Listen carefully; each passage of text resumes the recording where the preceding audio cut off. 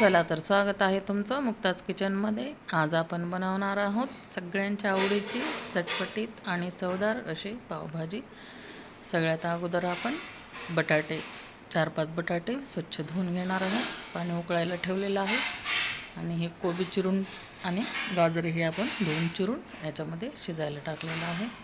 शिजल्यानंतर आपल्याला याच्यातलं पाणी काढून घ्यायचं आहे आणि हे पाणी आपण भाजीसाठी नंतर वापरणार आहोत, कारण आपण बटाटे वगैरे स्वच्छ धुवून घेतलेले होते।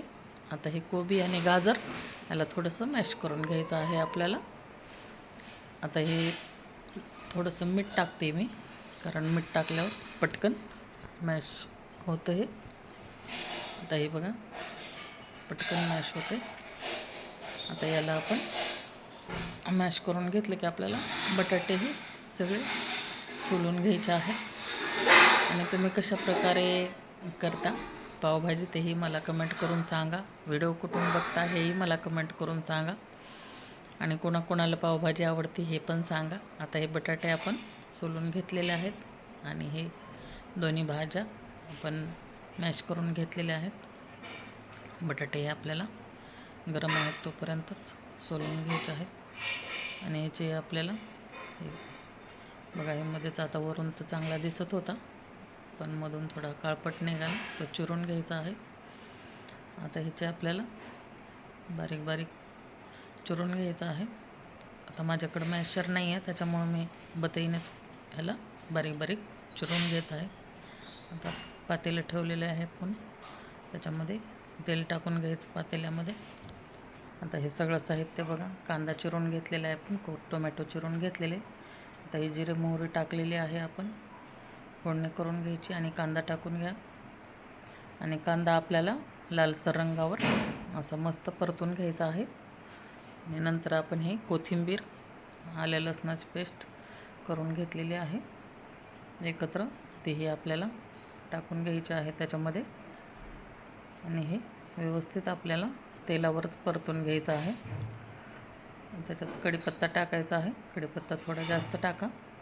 आणि हळद पावडर आणि काळा मिरचीचा मसाला, आणि हा घरगुती स्पेशल मसाला आहे, हा घरी बनवलेला। त्याची रेसिपी मी तुमच्याशी शेअर करेन, तर याने चव खूप भारी लागते। आता याच्यात आपण टोमॅटो टाकलेला आहे आणि लाल मिरची पावडर। आता हे आपल्याला पूर्ण तेलावर परतून घ्यायचं आहे, खाली न चिटकू देता। आता हे बघा, याला थोडंसं असं तेल सुटत आहे। आणि हा आपण टाकणार आहोत सुहानाचा मसाला। थोडासा पावभाजी मसाला टाकला की टेस्ट आणखीन छान येते। आता याला आपण तेलावर व्यवस्थित परतून घ्यायचं आहे। आणि थोडंसं वाटलं चिटकल्यासारखं तर असं थोडंसं आपल्याला पाणी टाकून घ्यायचं आहे, कारण मसाले आपले व्यवस्थित शिजले पाहिजे। आणि व्यवस्थित शिजले तरच आपल्या मसाल्याला आणि भाजीला पण टेस्ट चांगली येते। तर आता आपण हे बटाटे टाकून घेतलेले आहेत सगळे याच्यामध्ये, आणि पाणी लगेच नाही टाकायचं आपल्याला। हे बटाटे फिरवून घ्यायचे एकदा आणि नंतर लगेच पाणी टाकून घ्यायचं। आता हे बघा, आपली भाजी खूप जास्त घट्ट वाटते, तर आता आपण एका साईडला पाणी ठेवलेलं होतं गरम करायला, ते पाणी सोडून घ्यायचं।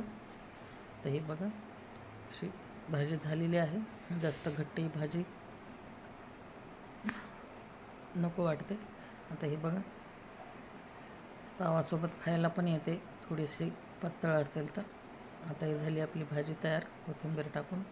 आता आपण पाव घेणार आहोत गरम करून।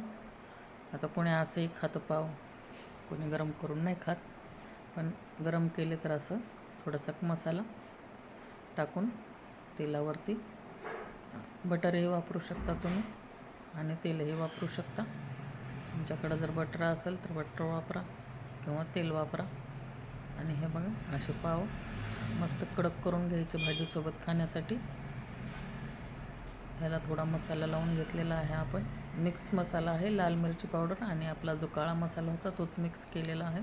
थोडीशी कोथिंबीर टाकून घ्यायची, टेस्ट छान येते।